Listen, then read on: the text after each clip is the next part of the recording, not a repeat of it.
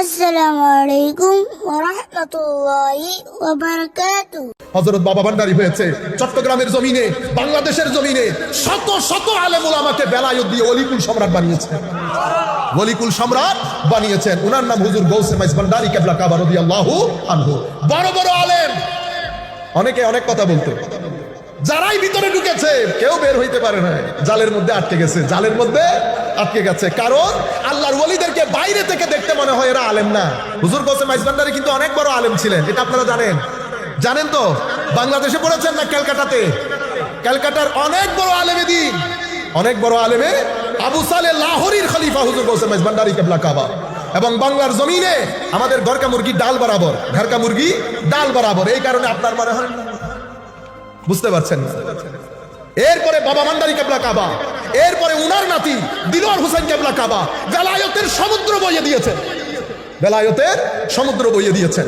সম্মানিত উপস্থিতি, ঘটনা কোথায় খারাপ হয়েছে? ঘটনা খারাপ হয়েছে আমাদের মাধ্যমে। আমি এখন যেটা বলবো সেটা দুঃখের সাথে বলবো, আপনারা জিনিসটা বোঝার চেষ্টা করবেন। পরবর্তীতে আমরা যারা তরিকার অনুসরণ করা শুরু করেছি তারা মোস্টলি তরিকত কি সেটা জানি না, নাম্বার ওয়ান। দ্বিতীয়ত, আমরা যারা কিছু, আমার নবী হাদিসে পাকের মধ্যে বলছে যার নামাজ তাকে অশ্লীলতা থেকে, হারামখোরি থেকে দূরে রাখতে পারে নাই, তার নামাজ তাকে আস্তে আস্তে আল্লাহ থেকে দূরে সরিয়ে দেবে। যাকে দূরে সরিয়ে দেয় সেটা আমি, যাকে কাছে টেনে নেয় সেটা আল্লাহর ওলি, সেটা আল্লাহর ওলি।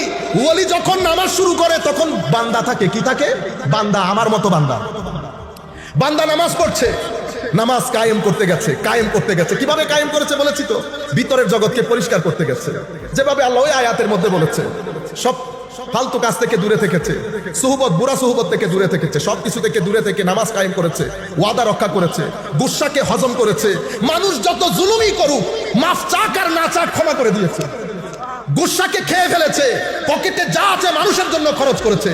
আল্লাযীনা ইউনফিকুনা ফিস সাররাই ওয়াদ দাররাই ওয়াল কাযিমিনাল গায়যা ওয়াল আফিনা আনিন নাস। আল্লাহ বলছেন মুত্তাকি কারা? যারা পকেটে থাকলেও মানুষকে বেধড়ক দান করে, না থাকলেও মানুষকে বেধড়ক দান করে, যতটুকুন আছে তার চেয়ে বেশি দান যারা করে, গুসাকে যারা হজম করে, মানুষ ক্ষমা চাইলেও ক্ষমা করে, ক্ষমা না চাইলেও, শুধু ক্ষমা করে না, ক্ষমা করার পরে দুয়াও করে। ওলি আর আমির মধ্যে পার্থক্য হচ্ছে, আপনি যখন আমাকে কিছু বলেছেন আমি রেগে গেছি, ওলি গুসা হজম করেছে, তাকে ক্ষমা করেছে, অতঃপর আল্লাহর দরবারে দোয়া করেছে আল্লাহ একটু হেদায়েত দান করে দিন। এটা নবী চরিত্র, এটা আমার ভিতরে না। এগুলো আমরা শুধু বলবো, করে দেখাইতে পারবো না। তাকওয়া কাকে বলে? হুদাল্লিল মুত্তাকিন। তাকওয়া কাকে বলে? আমি আপনাকে বলছি তাকওয়া এটাকে বলে। হুজুর তাকওয়া কেমনে অর্জন করে? আমি চুপ। তাকওয়া আমার ভিতরে নেই, আমি আপনাকে কেমনে বলবো কেমনে অর্জন করে? এটা তো আল্লাহর ওলি আপনাকে বলবে তাকওয়া অর্জন করে কেমনে। ওই দরবেশ বসা কোনার মধ্যে কবেটা এদিকে আয়, বাবা তাকওয়া কেমনে অর্জন করে? কবেটা আমি তো পড়াই না, তো কেমনে শিখাবেন? তো আমার সাথে দুই একদিন থাকলে বুঝে ফেলতে পারবে। কেন? তো এই শিক্ষা কিতাবে কিতাবে হয় না বেটা, সিনাই সিনাই হয়। কিসে কিসে? Sinai Sinai. কিছু কথা বইয়ে বইয়ে। মুসা আলাইহিস সালামকে যখন খিদিরের কাছে পাঠাচ্ছেন, আল্লাহ পারলে কিতাব নাজিল করে জ্ঞান শিখাই দিতে পারতেন না? মুসা আলাইহিস সালামকে পারতেন, কিন্তু আমার আল্লাহ বলছেন মুসা কিতাব না, খিদিরের কাছে গিয়ে সুহবতে থেকে শিখতে হবে। সুবহানাল্লাহ। কিছু জ্ঞান লাইব্রেরিতে, কিছু জ্ঞান সঙ্গে সুহবতে আল্লাহর ওলির সিনাই, আল্লাহর ওলির সিনাই। মুসা গেছেন খিদিরের কাছে, খিদির বলছে আপনি আমার সাথে ধৈর্য ধারণ করতে পারবেন না, কিন্তু আমার আল্লাহ বলছে মুসা আমি আমার বান্দাকে আমার বিশেষ রহমত দান করেছি এবং বিশেষ এলম দান করেছি।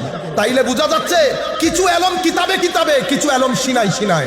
যে এলম সিনাই সিনাই, এটা কোন এলম? বান্দার কাছে এলম আসলো কেমনে? তো বান্দা এই